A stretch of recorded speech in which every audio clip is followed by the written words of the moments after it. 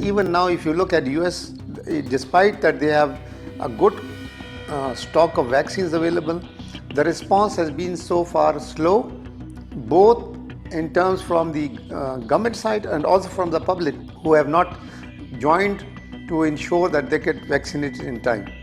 I think the decision by some adults in the US not to observe the COVID control protocols, including social distancing, is a continuation of disastrous containment policies that were perpetuated by the former President Donald Trump.